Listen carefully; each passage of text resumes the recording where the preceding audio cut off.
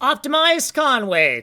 Rule set number 2 is the optimized rule set 1. We have some variables. Pause to read these. We got some more variables. These are named after the same variables we used in the previous simulation. Same with these variables. You can pause to read that. We don't have time here. This is the room local x, room local y. This is a deviation from the other Conway's Game of Life because we're only going to iterate over the tiles in the central level pack, which there is a 64 by 64 grid of.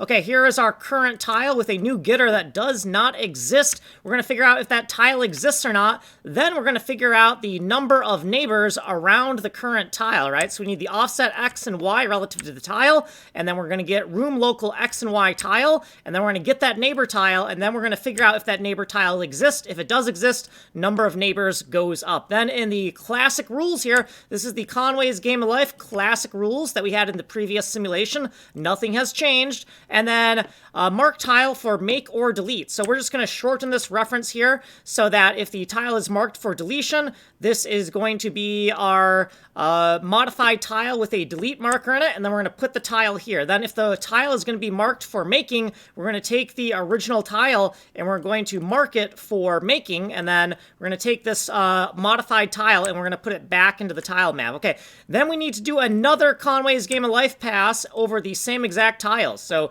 once again, a shorthand reference to the room local x and y. We're going to get the tile in the center, and then we're going to see, did we earmark it for deletion? If so, we're going to delete the tile. If we earmarked it for making, then we're going to make the tile. Otherwise, do nothing, and then later we're going to do texture pushing of the entire texture. So like, subscribe, send money in the mail. If you want a longer explanation, you'll have to go here. You are here. Like and subscribe. I'm Kanji Coder working on Atomic Ivy MMO. It's a fully destructible fractal geometry bomb game.